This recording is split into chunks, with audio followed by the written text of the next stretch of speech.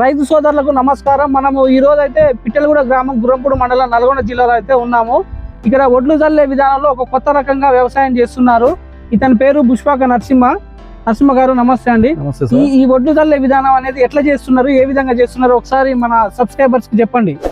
ఏం లేదు సార్, ఇది యథావిధిగా నాటు ఏ విధంగా చేస్తారో అదే విధంగా ఉంటుంది ప్రాసెస్ అంతా.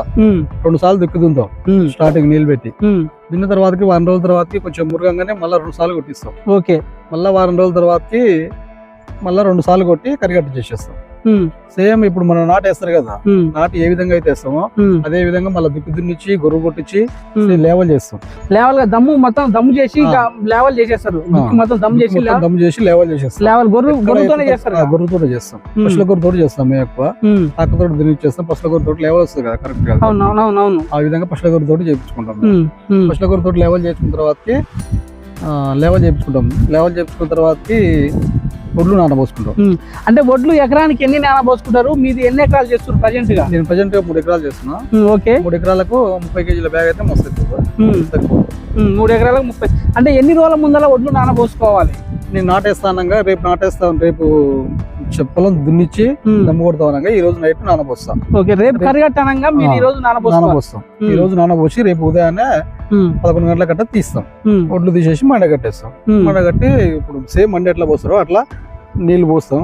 అంటే ఎక్కువ మొలక వచ్చింది అనుకుంటున్నాం సార్. అది కొంచెం ఇట్లా పగ్గలగానే పుసలు పగులుతాయి కదా, కొంచెం మూవ్ వెళ్తుంది కదా, ఆ టైంలో తెల్లారి తీసుకొచ్చి మొత్తం సాఫ్ చేసిన తర్వాత ఏమైతుంది, అది మొలక వచ్చేస్తుంది. ఆ రోజు ఒక రోజు ఆగుతుంది కదా, ఆ రోజు చదువు చేపిస్తాం. భూమంతా కేవల్ గా ఎక్కడెక్కడ మిర్రులు ఉంటాయి అన్ని సరి చేసుకుంటాం. ఒక రోజు చేసుకున్న తర్వాత తెల్లారి తీసుకుపోయి యథావిధిగా 11 గంటల వరకు చల్లేస్తాం. ఓకే, నీళ్ళు చల్లేటప్పుడు పొలంలో నీళ్లు నిండా పెట్టేసి చల్లుకోవాలి. నిండా పెట్టేసి చల్లేసి తెల్లారి తీయాలి. తెల్లారి ఆ టైంకి మళ్ళీ తీసేస్తాం. అట్లా ఎన్ని రోజులు వాటర్ అనేది తీయడం జరుగుతుంది? తీసేసిన తర్వాత ఫస్ట్ పెడతాం, తీసేసిన తర్వాత కొంచెం చీమనీర పెట్టినాక ఉంచేస్తాం. మామూలుగా చీమనీర ఇట్లా పడుతున్నాగానే తీసేసి మళ్ళీ వాటర్ పెడతాం. వాటర్ పెట్టి ఒక రోజు ఉంచేసి మళ్ళీ తీసేస్తాం. అట్లా ఎన్ని రోజులు మొక్క అనేది కొంచెం ఎదగాలి. ఎదిగిన తర్వాత కొంచెం లైట్ గా నీళ్ళు పెట్టుకుంటూ ఉండాలి.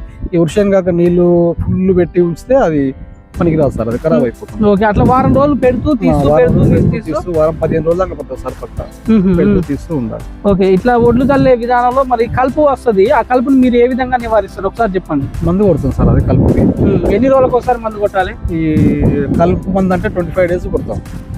అంటే ఫస్ట్ డిఏపి వేస్తాం. DAP urea 2 కలిపేస్తాం. ఎన్ని రోజులకి వేయాలి? అది 15 డేస్ కి వేస్తాం. 15 రోజులకి వేస్తాం. వేసిన తర్వాత కలుపు కొంచెం పెరుగుతుంది కదా, 10 డేస్ లో కలుపు కొంచెం పెద్దగా అవుతుంది.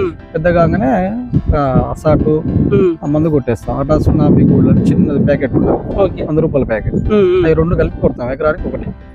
అంటే 100 గ్రామ్స్ ఉంటుంది, ఇది 100 గ్రామ్స్ ఉంటుంది. అంటే 25 రోజులకు కలుపు వస్తుంది అంటారు. 25 రోజులకు కొట్టేయాలి. ఒకవేళ కలుపు పోకుంటే మళ్ళీ కొట్టుకోవాలి. పోకపోతే అంటే కలగొట్టలేదు కాబట్టి పోలేదు అనమాట, మళ్ళీ కొట్టుకోవాలి అవసరం అంటే. ఓకే, అది దిగుబడి తక్కువ వస్తుంది కదా, అందువల్ల మళ్ళీ అయినా కొట్టుకోవాలి అవసరం అనిపిస్తుంది.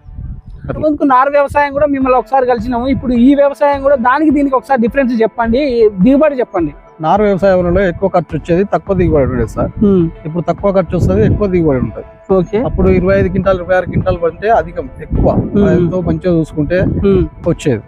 ఇప్పుడు 30 క్వింటాల్ గ్యారంటీ వస్తుంది. పోయినసారి అనకాలం 30 క్వింటాలు వచ్చింది. అంతకుముందుకు నేను అదే వేసిన, ఇది నారు వేసిన 25 క్వింటాల్సే వచ్చినాయి ఎకరం. అట్లా తక్కువ వస్తుందని ఇట్లా చేసి మళ్ళీ ఈసారి కూడా ఇదే చేస్తున్నాను.